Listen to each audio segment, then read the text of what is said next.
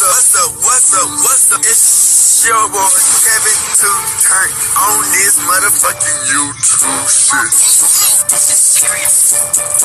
Wow, what the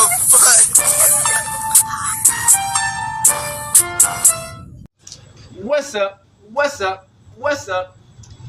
It's your boy Kevin on YouTube shit. Hey man, we are lit. Let that turn. Tell you to motherfucker day. So you're outside, big crip in the gang. So you're outside shit, man. Free Palestine, free Congo, Russia deal thing, and Texas stand the fuck up. Each day is a new way to be a better version of yourself. Never let somebody breathe down, always fight back. Never let somebody tell you who you are, but also never put yourself in a position you don't belong. Let's stay humble. Get on a revolution, on the movement. Keep y'all way first. Coming to the Black Hebrew Israelite as a real Jew. We out here. Alright. Today, to motherfucker day. So you're outside, big crip in the gang. So you're outside shit, man. Gang, go. Turn up. Bruh. It's so funny, man. You know, how people can, like, be in a situation to where, you know, they can talk so much shit and play in people's faces. And every time, God will always wake these niggas up. You know what I'm saying? It don't matter who you are. God will always put you on a spot where you got to sit down and listen to something you don't want to hear. You know what I'm saying? Something you ran from your whole life. But we got Woody. He got into a car accident. Dirt biking. You know what I'm saying? And he almost lost his life. You know what I'm saying? And, you know, we all know Woody from motherfucking snitching. We don't know Woody from his rapping. He told me he quitting rapping. Bitch, you wasn't known for rapping anyway, my boy. You wasn't gonna make a wave in a pool, nigga. So it's like, being honest. And we look back into the YSL trial and the whole trial basically, and Woody moments and how this shit got to this point. Let's get into it.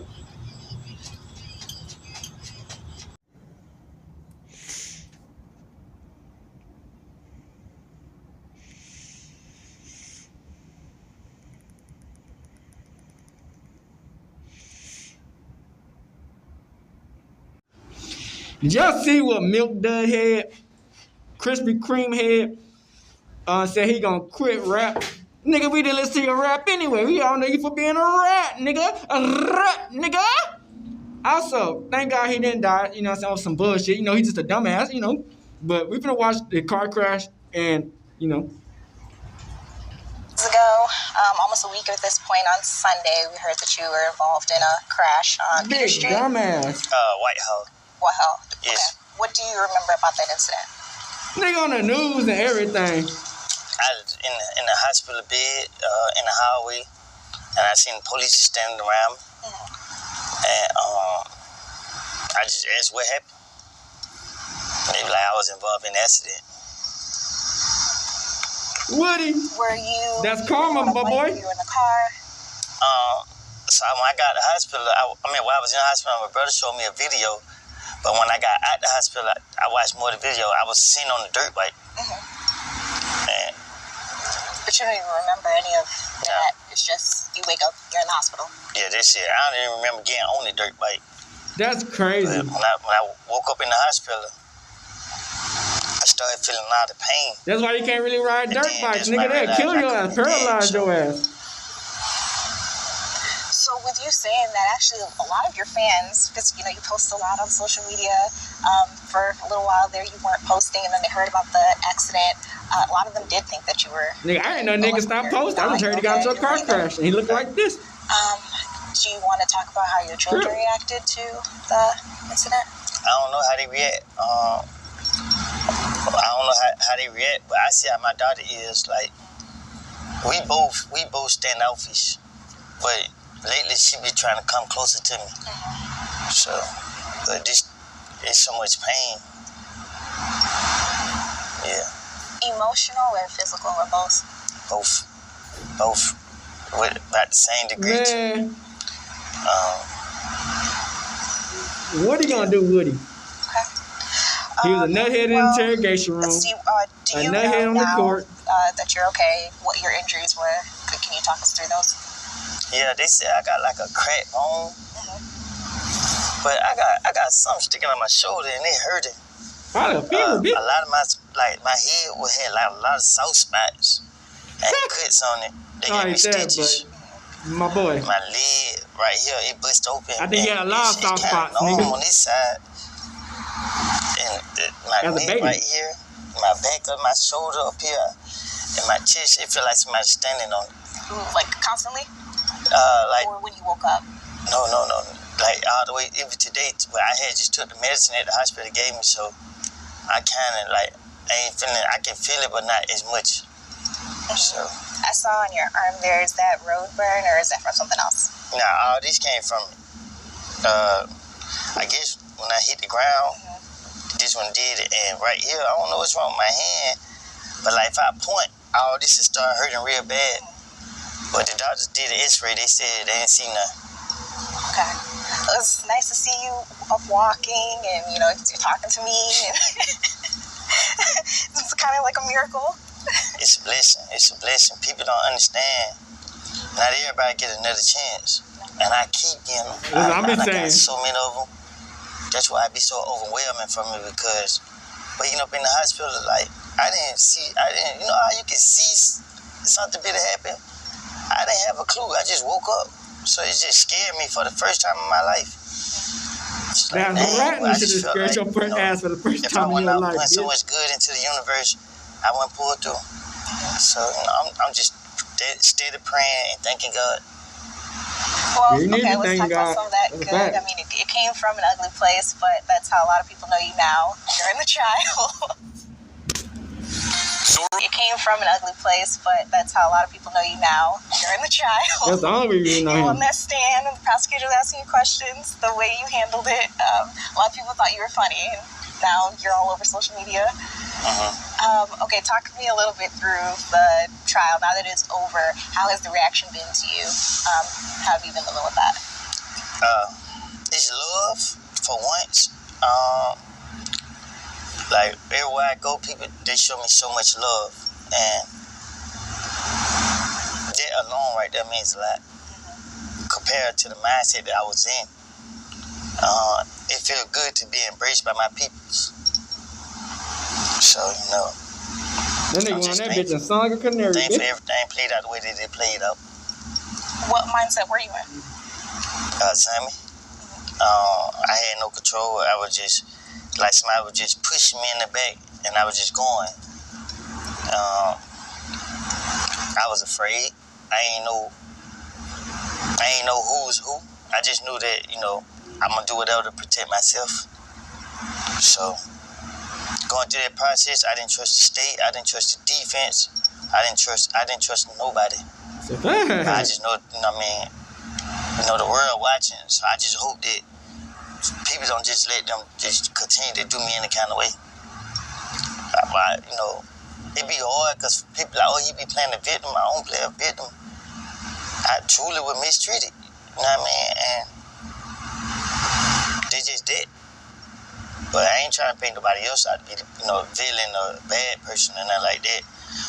That's why I take my life more serious now. And, you know, I hold myself accountable. And I make the best decisions for me, even though, you know, besides the dirt bike. But I'm done with that. Okay, I'm glad that you said that.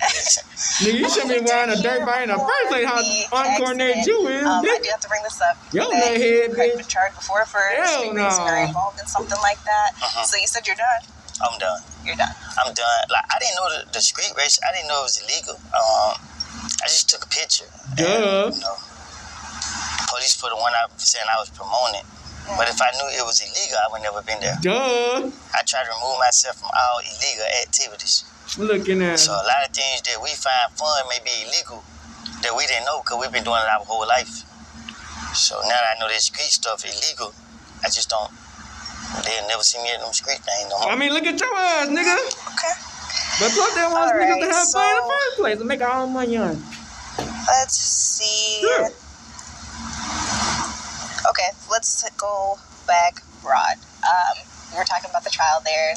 That was a Rico trial, a Rico case that was done with them. True. What is your thoughts now on gang activity? There are a lot of kids who watch you, influenced by you, they think you're funny on social media and whatnot. Do you have any message for the children about gang activity? Yeah. Quit rapping, nigga. We don't know nothing about your rap, nigga. Don't allow This nigga hilarious, yourself nigga. to be in a position where you thinking you love when you're not. It's a fact. True. When you want to be in that gang life, that street life, you know, it's so much envious and jealous come behind it. And then your decisions ain't your decision no more. When people start telling you to do stuff, you can't. You gotta do what they say. They don't respect nigga boundaries or nothing. People don't care nothing about you. That's a fact. It be too late. Yeah. So, you know, they'll crash your dumb ass out. That gang life ain't it. That street life ain't it. Having your own independent mindset. You gotta play this bit like checkers, like chess, bitch, not checkers. Because only you want to see yourself succeed in life. That's a fact.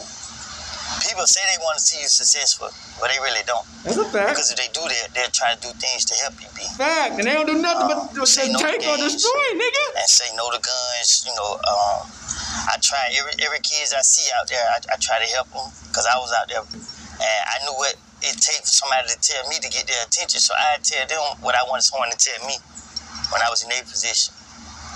And you know, I tell try to not to rap or crash out on no Dumbo shit. Nowadays, kids ain't making it see 18 Make your own choices, no matter how rich this niggas is. And you know, have your own fucking brain, bitch. It don't hurt. Don't have your heads up each other's ass. I feel like that helps kids who are not involved yet, but maybe are tempted. What about somebody who's currently in one and wants to get out? Do you have any unique advice for them? No getting out, bitch. Stand up for yourself, walk away. You gotta be gang. You gotta tell yourself, okay, today I'm done. This is what I did. It's a treat. I mean, you ratted, so that's a little different. Okay, you gotta, you know what I'm saying, stay in this game like you. Nah, man, they want us to believe it's two ways out, dead or jail. No, it ain't. Just turn your back, just walk away. Boy, you know what I'm saying? Y'all make gang into like some bad shit, but y'all know how to gang bang, bitch.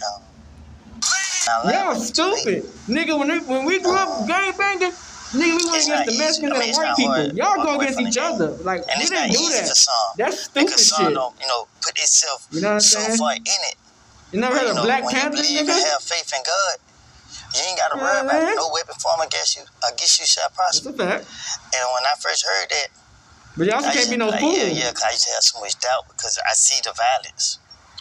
But now it's like, no weapon. When the police stop me, I be laughing because I know I ain't committed no crime. They got to let me go. So when they let me go, I see the look on their face. But I also see the respect. You feel what I'm saying? Because the police don't want me out here committing crime. You feel what I'm saying? It's not like committing crime, it's like making money on, nigga. They don't like niggas making money on. It feel amazing. And, big goof. You know, having power. They don't like that shit. They still, waking up in they do all types of crimes. But they covered by the law. Every person that don't get had twisted in this bitch. For me, I felt it. For the first time in my lifetime, after my mama died, I actually felt whole again. Like I actually felt seen. That's a problem with a lot of kids. They feeling like they not seen. So they are doing things for attention. I once was one. So, you know, hopefully, you know, this message get other people that been through things in life to stop, you know, and come out. Woody almost ended his life just like that. We got to start helping. Beat a Rico. Something, I mean, where people can just get together and pray. Now your ass about to crash your own self out. Positivity always beat negative. That's a fact. It's so interesting. Obviously, I don't know you personally. But you gotta not be a fool, nigga. Know, how you portray yourself on social media and whatnot. You're always laughing, having fun. This is a different side of you. Positivity don't mean shit if you're a fool. God works like that. God works like that, and I understand because I paid attention. But once you start paying attention to life from a perspective where God working with you in, then you'll start to understand your purpose. You gotta work with God, man. So I understand my purpose. You can't just leave God. Just stop people from going down that path. And pray God one day to leave God the next day. So I'm 2 feet in when it comes to these kids, and I'm done with all the, you know, illegal car takeovers, whatever they call them. Yeah. Still snitching. Producer, are there any other questions you think I need to? Still motherfucking The only snitching. thing that has stood out in my mind that I have thought about even before I knew I was doing this interview with you, right? You were horribly injured on Sunday. And what I see is a lot of people standing around you taking videos and not a lot of people coming to help you. How did that make you feel?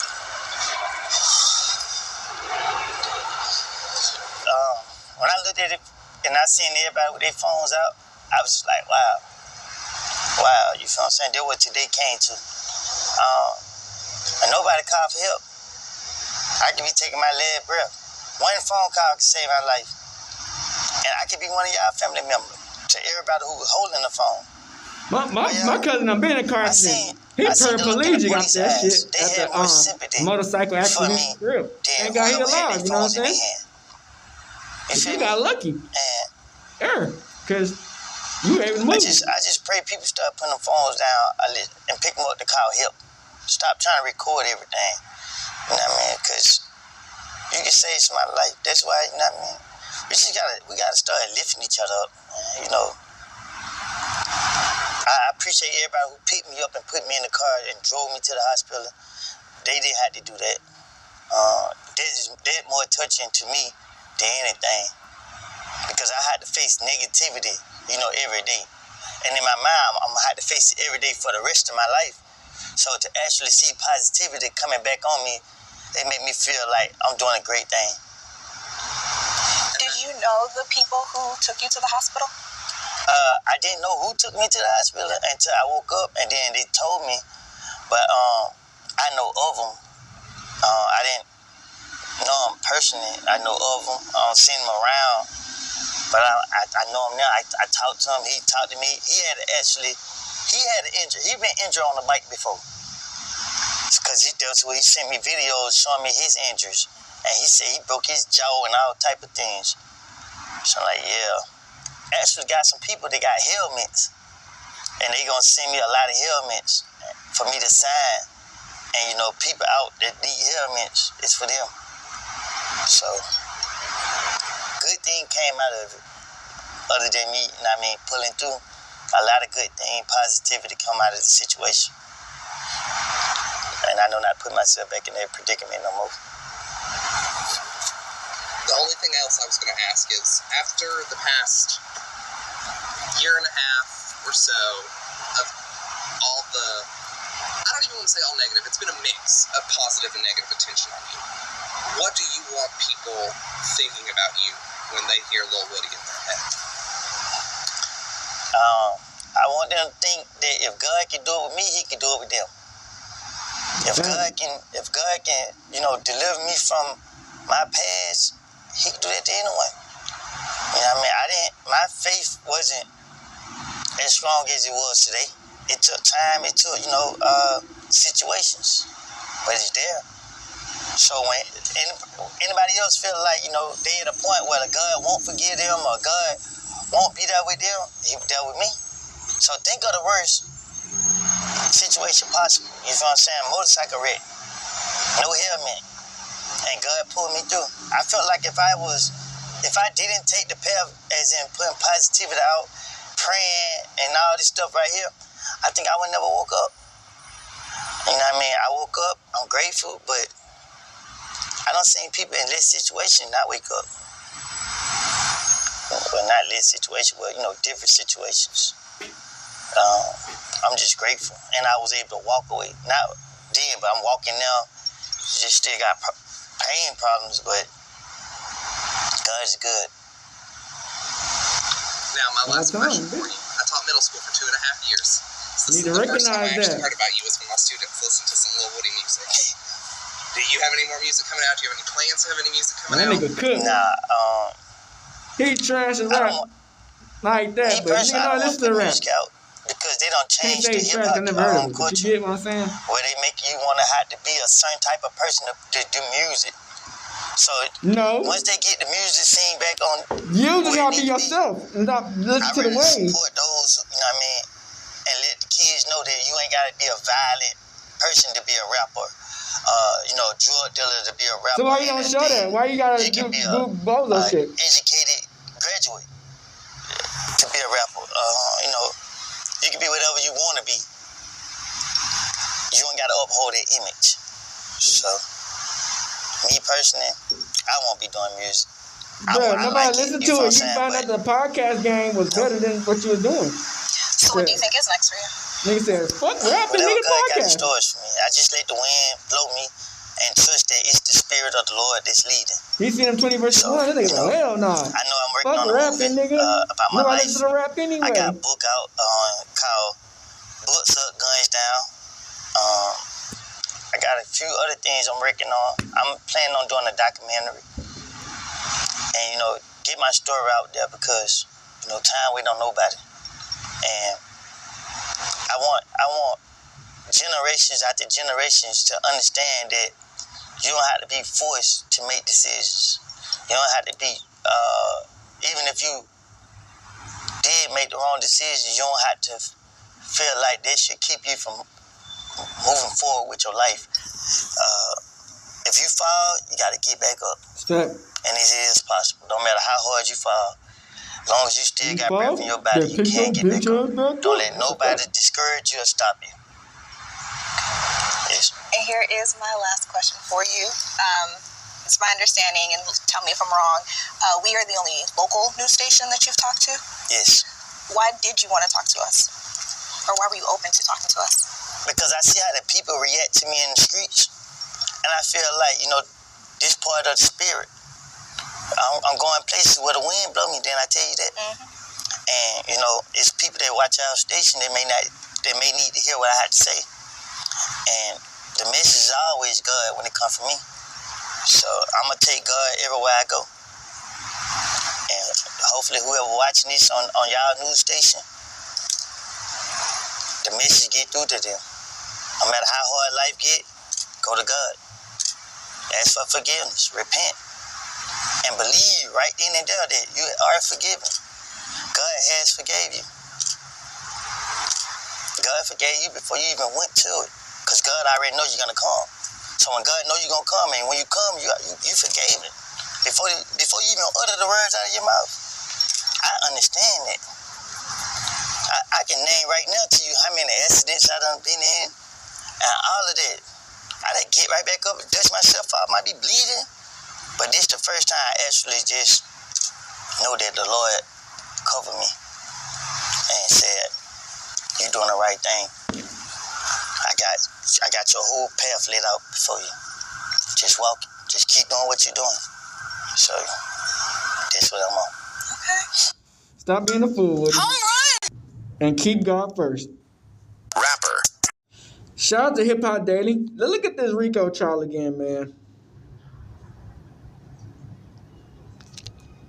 YSL Rico case is gonna go down as one of the craziest trials in rap history. It really was. It had dirty judges, lawyers getting arrested, defendants getting stabbed, and way more.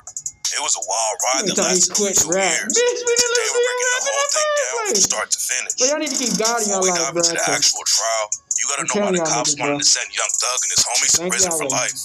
Back in 2012, Young Thug started his Young Slime life crew in Atlanta. A lot of the members were from the Jonesboro projects where Thug grew up, and the cops claimed that YSL was actually a gang that had close ties to blood sets like Sex Money Murder and 30 Deep. Then in 2013, Thug got charges for a gun and theft by receiving stolen property.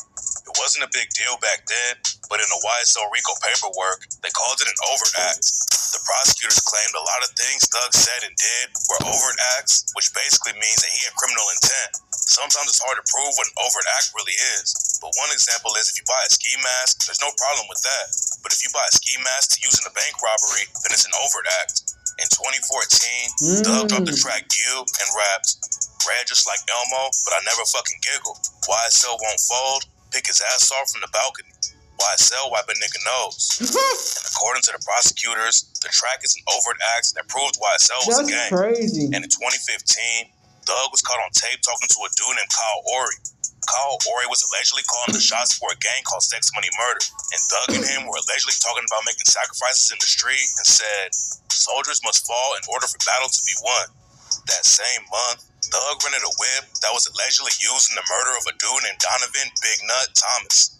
Big Nut was an important dude in Atlanta who had ties all over the city, but the reason he allegedly got murdered was because he was tied with YFN Lucci. Big Nut is the one who pushed Lucci to break into the rap game, and he had ties to Rich Homie Quan too. Back in the day, Young Thug and Rich Homie Quan were really tight and were taking over the rap game together. They linked up for a ton of music, and fans were loving everything they put out. But then they started beefing out of nowhere, and rumors say it was all connected to Big Nut's murder. Big Nut had a lot of connections in Atlanta, and at one time, he was even cool with Thug and the rest of YSL. But something happened that turned them against each other. Some people say that the dudes in YSL found out that Big Nut had cooperated with police and decided he couldn't be trusted, and they had to take him out. Although that's just a rumor, and there's no evidence that Big Nut snitched. But whatever happened, it caused a major split in Atlanta, which is what supposedly started Thug's beef with Rich Homie Quan and YFN Lucci. According to the cops, Yak Gotti, SB, and 3 other YSL affiliates were the ones who killed Big Nut, and Thug is the one who rented the car they used for the hit. Then a few weeks after Big Nut got killed, Young Thug posted a video online and said, so nigga, a lot of they mama, a lot of they kids, a lot of they brothers and sisters didn't get ready in the courtroom to tell the God honest truth. Don't get it. Y'all niggas need to get fucking killed, bro. And the prosecutors linked the video to Big Nut's murder. Then in March 2016, Thug dropped his Slime Season 3 mixtape, and the prosecutors used some of his lyrics on the project during the trial to prove that YSL was a gang. Like on the track Slime Shit, when Thug rapped, hey, it's that slime shit. Hey, YSL shit. Hey, killing 12 shit. Hey, fuck a jail shit. And fuck the judge, YSL, it's that mob life. Thug's lyrics were a big part of the trial, and the prosecutors tried to use this track to anybody to prove that Thug was putting out hits in Atlanta. On the track, he said, I never killed anybody, but I got something to do with that body. And I get all type of cash. I'm a general. That same year, YFN Lucci's mom's house got shot up twice in 1 week. Rumors said YSL was behind it, and the prosecutors claim Young Thug bragged about it in 2021 on his track Bad Boy when he rapped, I shot at his mommy, now he no longer mentioned me. You say you want smoke, and I've been coming down the chimney. You gotta barbecue your bitches. I'm so fried and they crispy. I had a Marcellus when I shot at the cunt. Act like you want war, and they gon' smoke you like a blunt. Then a couple years later, YFN allegedly tried to kill Thug's homie YSL Duke. Duke made it out of the situation alive, and Thug and Lucci kept sending shots back and forth. Then in 2019, Lucci's whip got hit up in Atlanta, and the cops found somebody inside with 2 gunshot wounds. Lucci wasn't in the whip, but the cops think he was the target. The war between YFN and YSL already had the cops looking into the situation, but what allegedly kicked off the Rico investigation was when YSL Big Briss shot a cop 6 times. In February 2022, a cop tried to arrest Big Briss when he was walking down the block. Big Briss already had a warrant out for robbing someone in October 2023 and jacking their phone, Gucci wallet, and diamond earrings. And when the cops tried to put cuffs on Big Briss, Briss upped his strap and shot the cops 6 times. The cops survived, but that's when the police started going hard with the YSL investigation. Big Briss was allegedly putting in a lot of work for YSL on the outside. He didn't stop when he got locked up. In 2021, YFN Lucci got locked up on a murder case and was in the same jail as Big Briss. And during the YSL trial, the prosecutors played a phone call where Briss was asking YSL Obama for permission to stab Lucci in jail. On that call, Mr. Eppinger reached out to you to get permission to stab Lucci?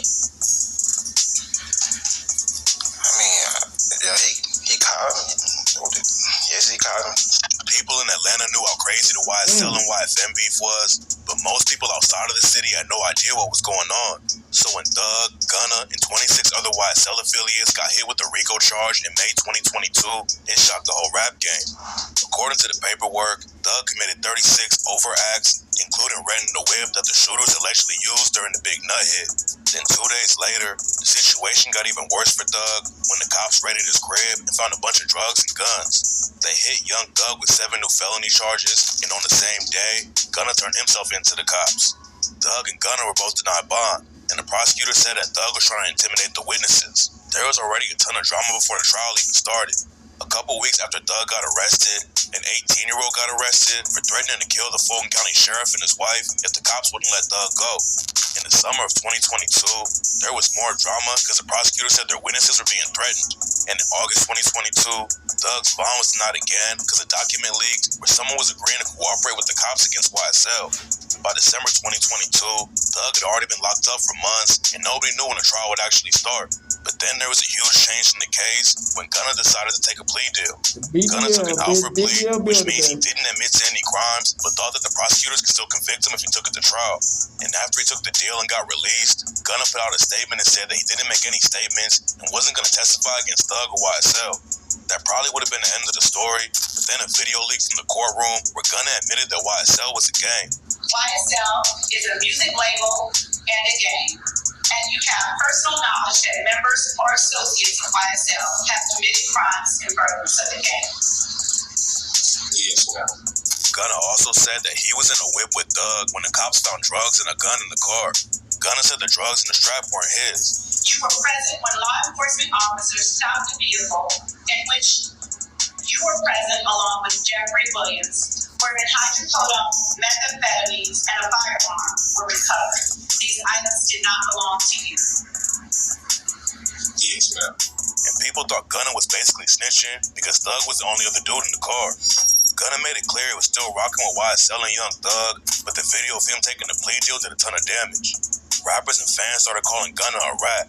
Lil Boosie posted the courtroom video and said, "Rat, this would have put tears in my eyes." Freddie Gibbs clowned Gunna for ratting too, and even Gunna's homies in the rap game started falling out with him. Gunna and Lil Baby were tight, had a bunch of tracks together, but when Gunna took the plea and got out of jail, Lil Baby released a snippet and raps, "Pussy niggas taking pleas, I know slime ain't happy." Nobody really knew how Thug felt about the Gunna situation though, because he wasn't speaking on it.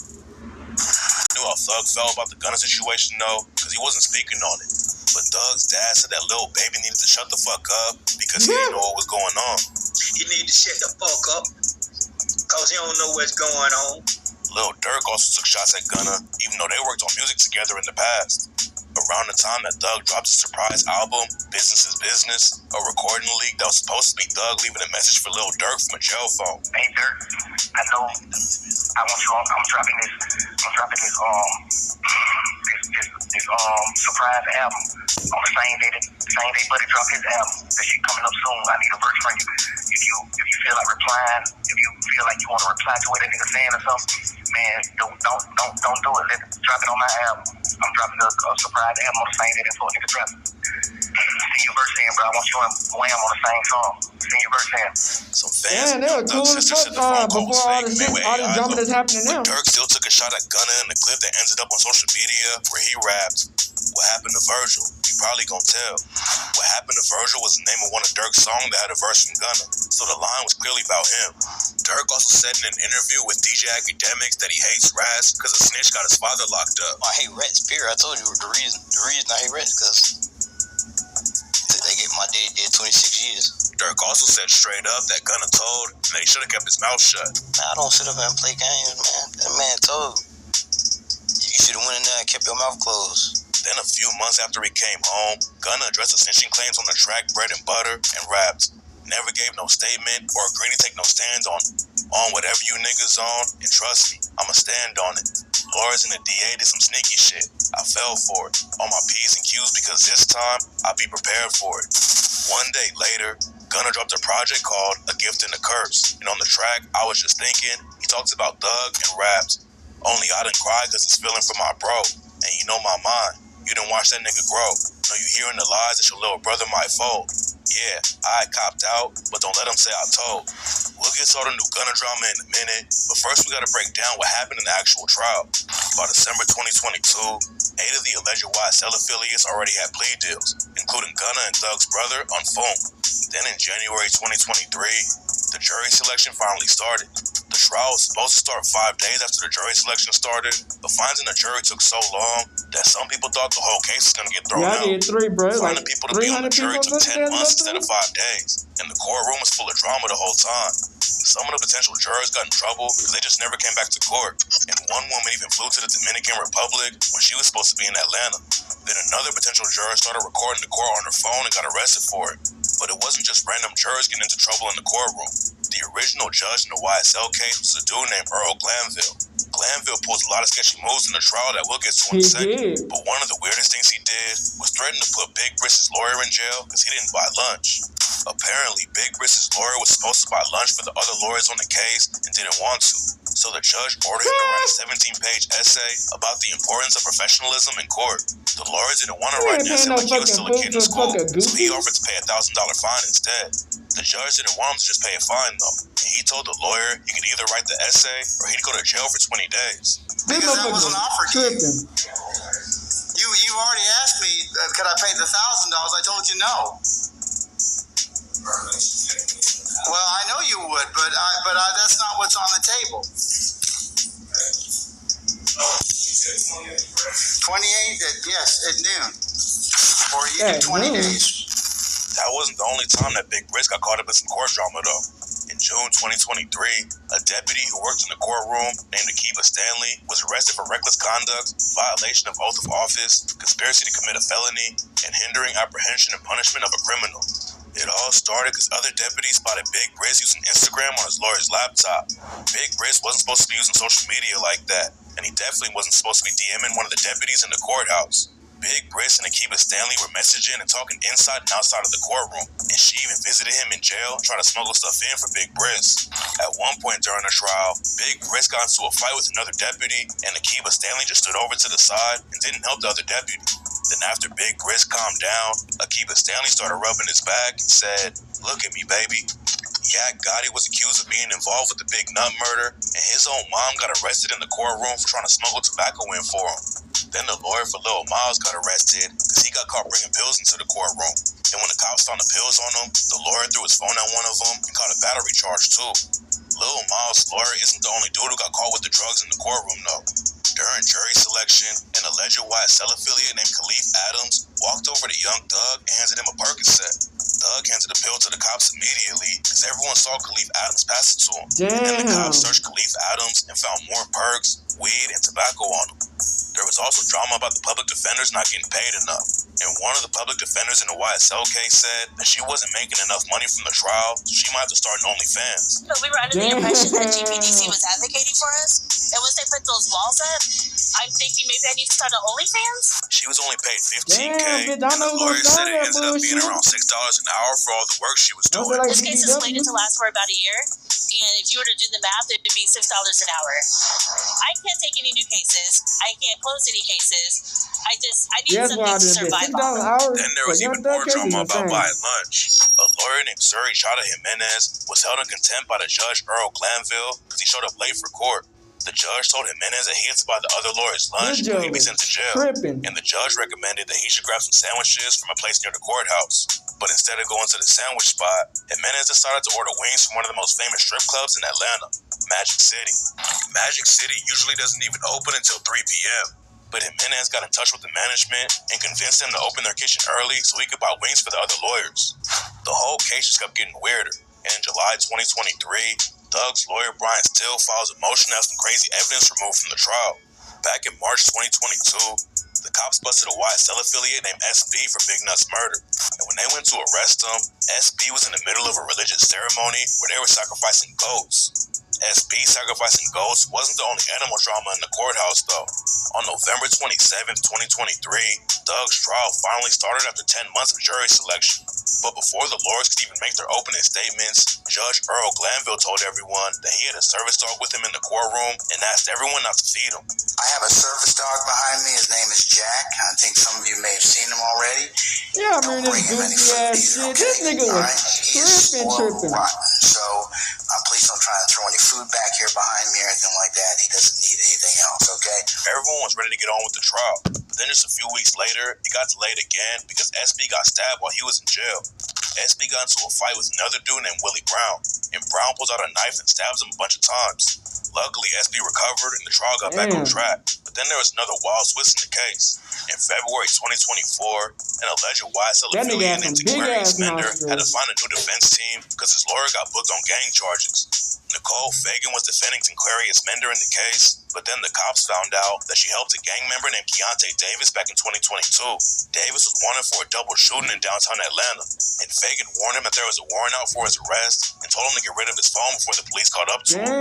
Fagan wasn't even Keontae Davis' lawyer, so the cops hit her with charges for criminal street gang activity and tampering with evidence. What makes the situation even crazier is that Fagan was called a rising star in the Atlanta legal world, and in 2019, an Atlanta attorney at Law Magazine called her the new generation of criminal defense attorneys. Then in April 2024, an investigator named Rasheed Hamilton was accused of sexually harassing one of the witnesses.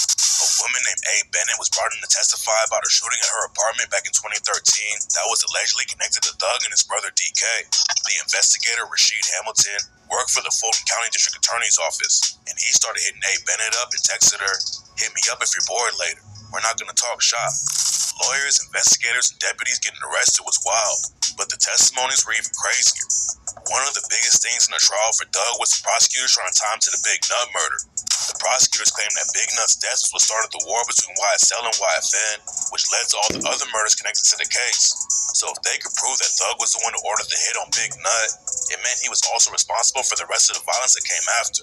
There was even one wild rumor that the Fulton County District Attorney Fannie Willis had an affair with Big Nut before he was killed, which is why she was trying so hard to get Doug locked up. Fannie Willis had connections to YSL before the Rico case and before she was even a DA. Back when she was a defense attorney, she represented YSL Mondo, one of the dudes who started YSL with Thug. Yeah, Fannie Willis, was she the prosecutor? She's the DA later. Yeah, the DA. You had that wagon though, but attorney at one point in time. Yes, this before she turned to be with the last case I just fought. I had just got out of jail. Yeah. I had just got out of jail. The last case I just fought. I was the last case she was doing before she turned to being the DA. Mondo was one of the few YSL members who wasn't caught up in the Rico case. Probably because it would have been a conflict of interest if Fannie Willis knew info about the case from being his lawyer that she could use against him in the Rico. Around the same time Fannie was working on the YSL Mondo case, there was also a rumor that she had an affair with Big Nut. YSL Mondo said that his case was Fannie Willis's case as a defense attorney before she became a prosecutor. That would have been right around the time Big Nut was killed, which some people say is the reason she decided to switch sides so she could investigate the case and hold the killers responsible. Young Thug's dad said that Fannie was not only dating Big Nut, she also had a relationship with another rapper from Atlanta named Trouble, who had ties to Thug and YFN Lucci. So according to him, Fannie was very tapped into the streets of Atlanta and was going after Thug for reasons that had nothing to do with protecting the law.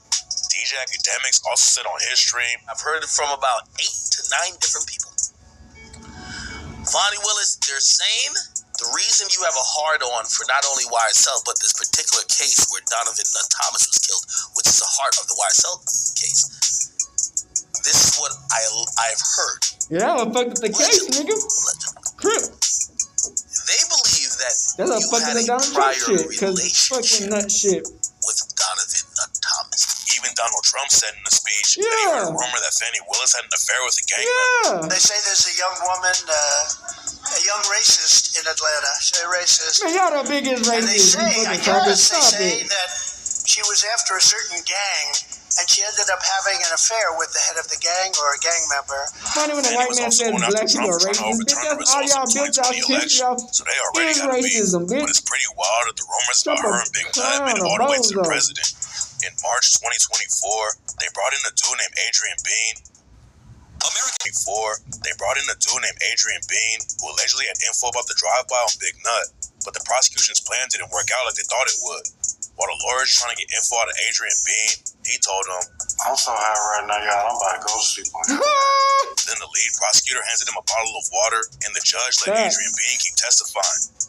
It was another viral moment for the trial, but it was nothing compared to what happened when YSL Woody took the stand. YSL Woody was supposed to be one of the most important witnesses for the prosecution. They even called him one of Thug's top shooters and said he was involved with the Big Nut hit. And Woody had already been called a snitch because in 2023, an interrogation video leaked where he was offering help to cops to take Thug down. The video was from 2021, and Woody was questioned after the cops caught him with a gun. Woody was facing some serious time because he was already a felon. So he told the cops that he knew a murder was going to go down that night, and he could help them catch the shooters. Look at this shit.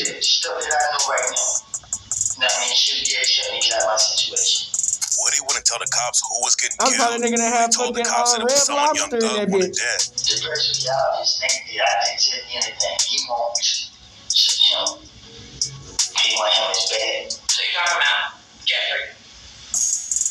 Woody said that the cops could catch Thug because he used to move smart in the streets, but was starting to get reckless. He's so smart. He moving different. It's hard to know how he moving.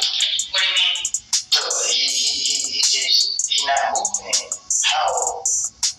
Look how you moving.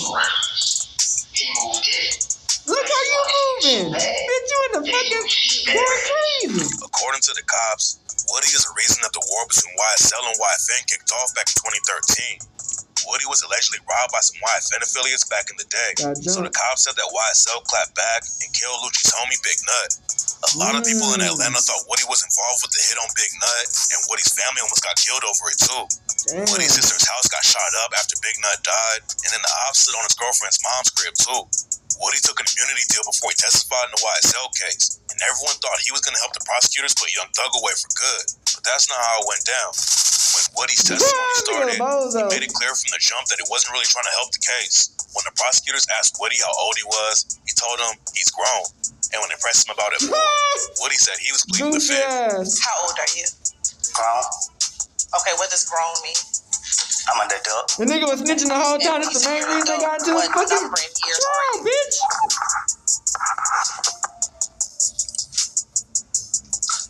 I plead the fifth. Woody already had an immunity deal though, which meant he wasn't able to plead the fifth to avoid questions. So when Woody pleaded the fifth, the judge cleared the courtroom out and told Woody he was holding him in contempt of court and sending him to jail. Ladies and gentlemen, can I get you to step outside to your headquarters security immigration, please? Mr. Copeland, given the fact that you have invoked your Fifth Amendment privilege, but the state has already given you immunity under 24-5-507, this court holds you in willful contempt, and we'll see you on Monday. And we'll see if we can get some more testimony at that point in time. Take him into custody. The cops took Woody out of the courtroom, and that's when Thug's lawyer Brian Steele asked the judge to declare a mistrial. Your Honor, the jury is excused. Would you please entertain a motion for a mistrial? Steele looking at this going hard for Thug. I ain't gonna cap, bitch. Brian Steele claimed that the prosecutors knew Woody wasn't going to actually testify and said the situation was going to hurt Thug's case. The judge told Brian Steele that nobody knew what Woody was going to do, but that might have been cap. My point is, if this honorable court finds that the state knew or had reason to believe that he was going to do this in front of a jury, that his response was going to be, I'm invoking the Fifth Amendment, then, Your Honor, yes, I adopt what you said. That's wrong of a party, and I'm moving for mistrial. Okay. According to a reporter named George Sheedy, 2 deputies told him not to record anything if Woody got arrested in the courtroom. If the prosecutors and judge didn't know that Woody was going to plead the fifth, they wouldn't have any reason to say something like that. So the situation was already looking sketchy. And this is when the trial really got crazy. The prosecutors accused Brian Steele of giving them files that had been changed. So Brian Steele clapped back and started yelling at the whole courtroom. And if I get another false allegation and you do nothing, I'm shocked. I'm appalled in here. I sit here day after day with this false allegation just machine. The judge still wouldn't call a mistrial though, so the trial paused for the weekend, and Woody was back on the stand the next week. Woody was answering questions this time, but the prosecutors could still barely get any info out of him. I want to specifically talk about your brothers. How many brothers do you have? Overruled, sir. More than one. Okay. How many? I think 3. All right. And what are your 3 brothers' names? Overruled, sir.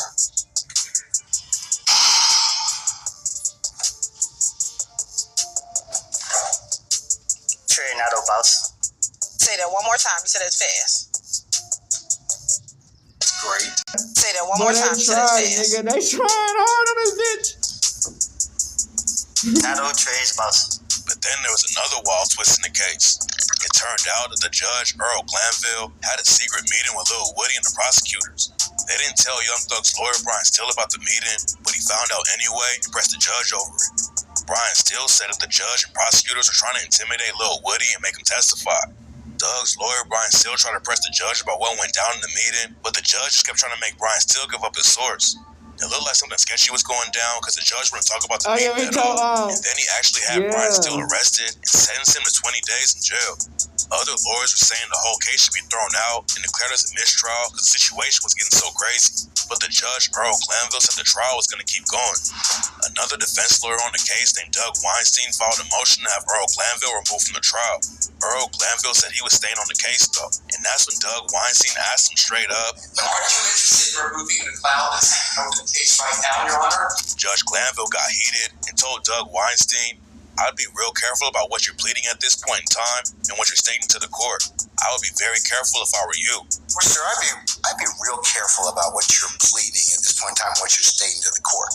I just, as a matter of professional responsibility, remember, we haven't nugged out all of the issues involved in that affidavit, and I would be very careful if I were you. The trial had been going on forever, but the drama with the judge delayed it even more. After lawyers started telling him that he should be removed from the case, Earl Glanville put the trial on hold.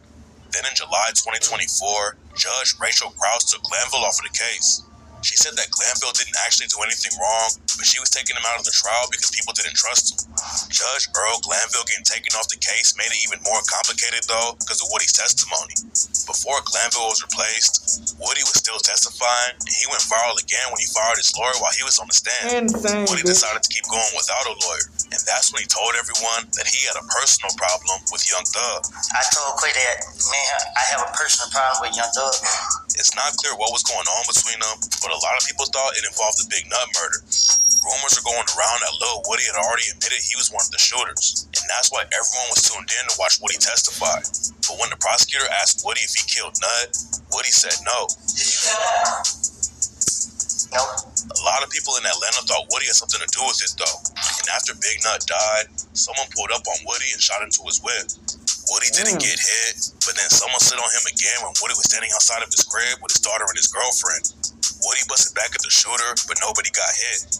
The cops didn't bust anyone for the shooting, but Woody ended up telling the cops that his homie Lil Tay was the shooter. That case didn't actually have anything to do with Thug, but Woody's testimony about it definitely had an effect on the trial. During Thug's trial, the prosecutors asked Woody about the shooting, and Woody said that he lied to the cops about Lil Tay pulling the trigger. When she showed you a photographic lineup, and you actually pointed Tay out of a photographic lineup. I didn't care. I was just trying to get it off. I get them off of me and trying to convince Nigga talking about I'm quitting rapping. Bitch, you don't know you from rapping. Bitch, you know you for snitch on YSL trial, I bitch. had to go through with it. Even though I knew that he didn't shoot at me. He wouldn't have never shot at me. But then right after Woody mentioned him in the trial, Lil Tay was shot and killed in his crib. Woody also said that after Big Nut's murder, he thought about killing Young Thug. I texted her and told her that I was going to kill Thug when I get a chance. Everyone was saying that Woody was on the hit, and Woody thought Thug was mad about all the heat YSL was getting. Then the situation got more complicated after Judge Earl Glanville was taken out of the trial. Woody had already been testifying about different murders after Thug and Yak Gotti's lawyers filed a motion for Glanville to be removed. So when Glanville was finally taken off the case, the trial had to be reset back to the day when the motion was actually filed. So basically, the jurors were told to forget everything that happened after the lawyers filed the motion. Woody had been testifying for 2 weeks after the motion was filed, but everyone was supposed to just forget it happened. Earl Glanville got taken out, but that wasn't the end of the judge drama. A judge named Shakura Ingram was handed the case, but then 2 days later she recused herself because she had ties to Akiva Stanley, who was the deputy that got arrested for having a relationship with Big Briss. Then a judge named Paige Reese Whitaker got put on the case, and the trial finally got back on track. She spent about a month trying to sort the case out. Then in August 2024, Lil Woody got put back on the stand and testified again. The prosecutors thought Woody was going to help them close the case, but instead Woody went up and said he's been lying to the cops about Thug the whole time. According to Woody, the police kept locking me up for whatever they could. He just Josh snitching on Thug the whole time. And they keep bringing up Thug name. So what I did was to get him off me. I said Thug did this, Thug did that, Thug did, because I knew they would never. I knew he didn't do it, and in my mind I knew that the police would never go mess with him. So he didn't mess with anybody. Bitch. Throw the blame out on him to get them off me. And this dumbass. That nigga should have been done behind them bitches. If I walk out this thing because he white, bitch. They say, like, let's be honest. Police stop me now. Hey man, give me something about Thug. Shit, I'm about to make something about him again. An alleged YSL affiliate named Monk Tunk was the next student the prosecutors brought in to testify. Monk Tunk accepted a plea deal back in 2022 and agreed to acknowledge 16 factual statements and testify for the state. Monk Tunk was supposed to testify that he knew YSL affiliates were involved with Big Nut's murder, but when he got up to testify, Monk Tunk wouldn't answer questions, and at one point, he even told the prosecutor to stop yelling at him like he was her child and said that he wasn't afraid of her. Could you stop yelling at me like a child? Yeah, I remember that shit. That nigga's heated. You are not. You talking aggressive to me. You don't intimidate me. So if you would have came to me and asked me this, I'd have told you the same thing. What if they was in my face or not in my face? I'm not scared of them, are you? It was clear that Monk Tunk wasn't taking the situation seriously, and he even called the prosecutor for not knowing who Travis Scott was. This tour, when we say Travis Scott tour, who was the headliner? Was Mr. Williams the main attraction, or was Mr. Scott or somebody else? Mr. Scott. You put okay. Nobody hard. Now, was he a major performer? And you gotta forgive me because I don't know Travis Scott. Okay, come on, I'm not lying. I don't. You don't know Travis Scott, bitch. I'm older than you believe, and you're gonna have to forgive me. Come on. I'm dead serious. No. Don't be mad at me if I'm laughing at you. I'm not mad at you. Nigga don't know. That's cap. Zoro.com. No. That's cap in the fish, bro. I'm not mad at you. Monk Tunk did testify that a YSL affiliate named Lil D was involved with a drive-by back in 2015, and the prosecutors tried to get more info out of Lil D when they called him up to testify. Lil D almost didn't go to court because he had some medical issues going on. I thought eventually Willie was going to be his main character. and the prosecutors started pressing him about Big Nut's murder. Lil D testified that he was in the whip that Young Thug rented the night before Big Nut's murder, but Lil D said that the only person in the car was Lil Woody. At one point during Lil D's testimony, one of the defense attorneys accused the prosecutor of confusing Lil D and asked for a mistrial.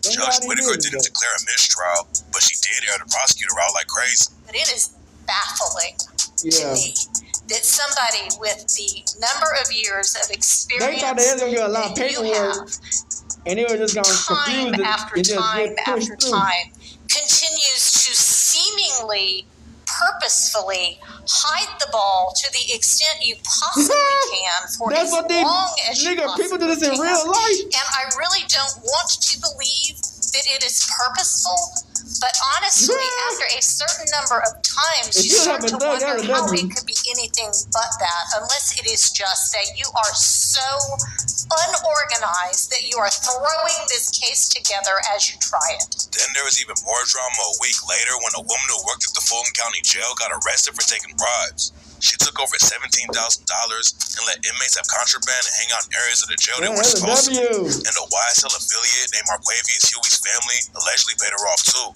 A couple weeks later, the prosecution had even more problems in the courtroom, and it came close to a mistrial again. Tyrone Dennis was a huge witness for the prosecution. He's a retired investigator who investigated YSL affiliates way before the Rico indictment came down, and the prosecutors were using him to tie a bunch of shootings to Thug and the rest of YSL. They called him up to testify a couple of different times, and Tyrone Dennis said that a YSL affiliate told him who was involved with the Big Nut murder. According to Tyrone Dennis, Yak Gotti, Nard, Doo-Wop, and SB were the ones who killed Big Nut. As far as the shooting of Donovan Thomas, who did Mr. Zachary say was, and let me get more specific, those who actually were a part of the drive-by shooting? Diamante Kendricks, a.k.a. Yak, Demise McMullen, a.k.a. Nard, Justin Cobb, a.k.a. Doo-Wop, and Shannon Stillwell Jackson, a.k.a. SB. Tyrone Dennis also testified about the shooting on Lil Wayne's tour bus that Thug was allegedly involved with back in 2015. Back then, Lil Wayne and Young Thug were beefing, and Thug was getting tight with Wayne's mentor, Birdman. Wayne and Thug have been sending shots back and forth for a while, and then the situation almost got deadly when Wayne had a show in Atlanta. After Wayne's concert was over, he got in his tour bus and hit the road, and that's when someone caught up to the bus and started shooting. Thug's road manager, Jimmy Winfrey, was booked for the shooting, and the cops thought that Young Thug put a bag on Lil Wayne's head. Tyrone Dennis testified that there were a bunch of shootings after Wayne's bus got hit up, and the prosecutors were trying to tie it all together. Tyrone Dennis was also helping the prosecutors prove that a bunch of shootings in Atlanta were tied to the war between YSL and YFN. His testimony was a big part of their case, and that's why what happened next is so crazy. While Tyrone Dennis was testifying about Yak Gotti taking a picture where he was standing on top of YFN Lucci's car, he slipped up and mentioned Yak Gotti being released from jail. Tyrone Dennis was only supposed to be talking about the YSL Rico case and shouldn't have said anything else about Yak Gotti that didn't involve the trial, and his mistake was a massive blow to the prosecutor's case. Yak Gotti's lawyer Doug Weinstein hopped up immediately and demanded a mistrial. Your Honor, this one you cannot fix. This is bad character evidence that came in. The state should have prepared their witness. I move for a mistrial. This absolutely cannot be unheard by the jury. The judge didn't call a mistrial, but she banned Tyrone Dennis from testifying anymore and said that everything he said in court had to be taken out of the record. As a sanction for this having occurred, that's the end of the testimony from this witness. There's going to be no more testimony from him, so he's done. That move almost killed the prosecutor's entire case, but it was actually another slip-up that finally ended the trial. On October 23rd, a YSL affiliate named Slime Life Shotty got called up to testify. The prosecutors were making them read some Instagram posts that were being used as evidence, but there was a huge mistake with the paperwork. The jurors were given copies of the IG posts, but their copies had part of the caption taken out that said, #FreeQuay. Quavius Nichols and Marquavius Huey are both alleged YSL affiliates who were caught up in the trial too, and both of them used the nickname Quay, but the jury wasn't supposed to know that they were locked up. Slime Life Shotty's copy of the Instagram post didn't have the #FreeQuay part taken out though, and he read it out loud in front of the jury. And is there another hashtag? Free Quay. This was another massive mistake from the prosecutors because the jury wasn't supposed to know anything about Quamarvius Nichols or Marquavius Huey being locked up, and Quamarvius Nichols' lawyer asked the judge for a mistrial again. Damn. The judge said she wouldn't call a mistrial without prejudice, but she asked the defense if they wanted to have a mistrial and have to start the trial all over again. The YSL case was already the longest criminal trial in Atlanta history, and the state had spent millions on the case. Nobody wanted to go through the whole thing again, so the prosecutors started making plea deals with everyone. Quamarvius Nichols took the first plea deal. He was facing life for a murder charge because the prosecutors thought he killed YFN Lucci's homie Shamel Drinks, but instead he got a deal where he pleaded guilty to one count of conspiracy to violate the Rico Act and took a 20-year sentence. Luckily for Quamarvius, he only has to spend 7 years of that in prison though, and the rest will just be on probation if he stays out of trouble.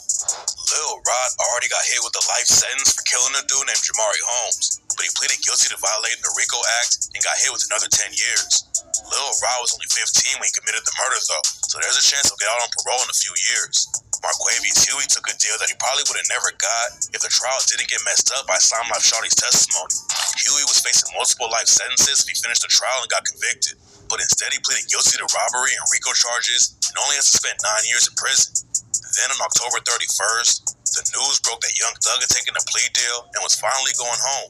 The craziest thing about Young Thug's deal is that he took a non-negotiated plea, which basically means he pleaded guilty and had no idea how much time the judge would hit him with. Before the judge told Young Thug his sentence, Thug apologized for everything and said he was going to do better because he knows how much impact he has on people. I want to say sorry to my family, my mom. My mom got 11 kids. I can't say all their names, my managers, my kids that's not here. Really everybody that got something to do with this situation, I want to say sorry for just having so much time invested into this, and I am a smart guy, I am a good guy, and I just hope that you find it in your heart to allow me to go home and be with my family and just do better as a person. I know what I bring to the table. I know what I am. I know the heights I've reached. I know the impact I got on people, period, in the community, all people. The prosecutors wanted Thug to get 25 years in prison and 20 years of probation, but Thug caught a huge break and didn't have to spend any more time behind bars. Young Thug's lawyer, Brian, still thought they were winning the case and could have won it without Thug taking a plea deal. But Thug just wanted to go home as soon as possible to see his kids and deal with some health problems. I am not supportive of what we're doing right now. I'm not against it. But I told Mr. Williams that I think we're winning the trial and we should go to verdict. But he told me I can't wait another 3 months if there is any possibility I could go home because I have children that are hurting. Yeah, I know, man. I hope you I don't. have things to do, and he has some medical issues that he would like to tend to. He eats out of a bag, Your Honor. He eats processed food only. He'll be on probation for 15 years, though. And if Thug slips up, then he'll automatically go back to prison for 20 years. He's also banned from Atlanta for 10 years unless he's going for a funeral or other approved reasons. And Thug also has to make anti-gang presentations for kids 4 times a year and perform 100 hours of community service. A lot of people thought Thug was done for good after he got hit with the Rico case. And the whole rap game went crazy after the news broke that he was coming home. His homies in the game like Travis Scott and Drake both celebrated on social media. Everyone was excited to have Thug back after so long.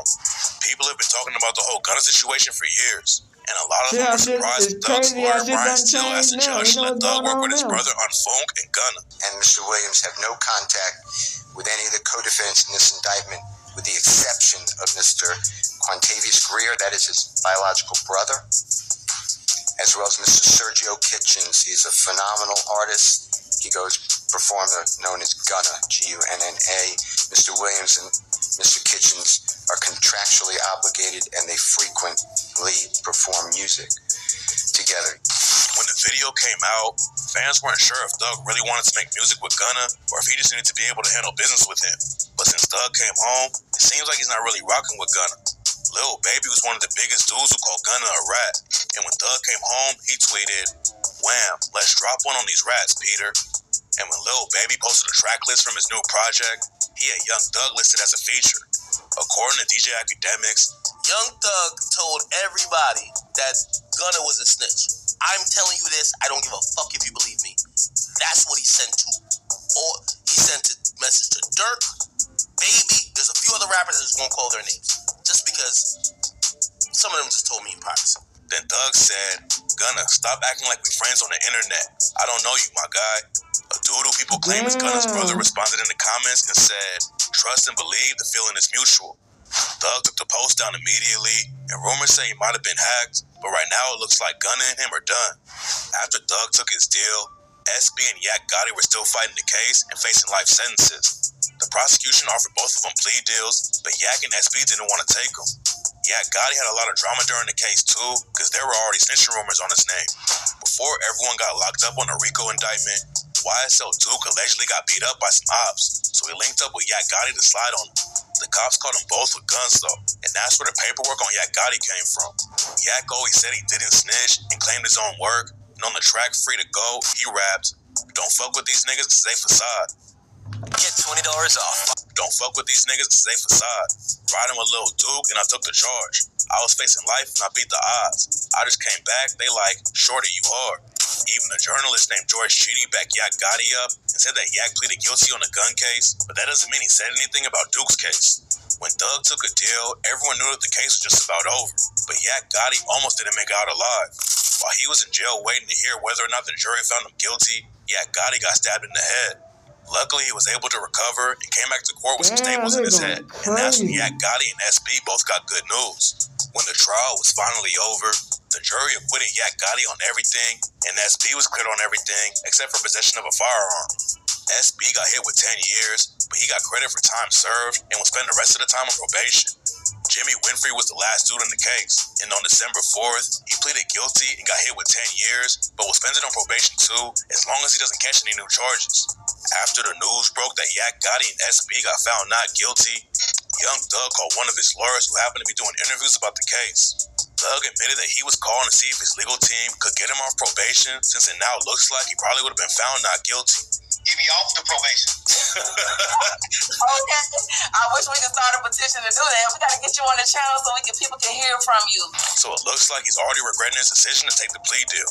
The YSL Rico is officially over now, but a bunch of alleged YSL affiliates are still waiting to go to trial. A lot of them have their cases separated from the Rico case, and there's no telling how long it'll take for all the trials to get finished. There's a good chance that most of them will take plea deals like the dudes in the Rico case though. YSL Duke, Slime Life Shawty, DK, and Tig all got off with just probation. Thug's brother on Funk took a deal and got probation too. But then the cops caught him with a gun in his whip and sent him back to prison for almost 10 years. Damn. Monk Tongue was supposed to just be doing probation too. But after he violated his plea agreement when they called him up to testify, Monk Tung's probation got revoked and he was sent to prison. The YSL Rico case has jammed up the rap game in Atlanta for years. But now Thug is finally home and can focus on getting back on top. Hopefully he keeps his head down and stays out of trouble though, because next time, he's going to spend at least 20 years in prison no matter what.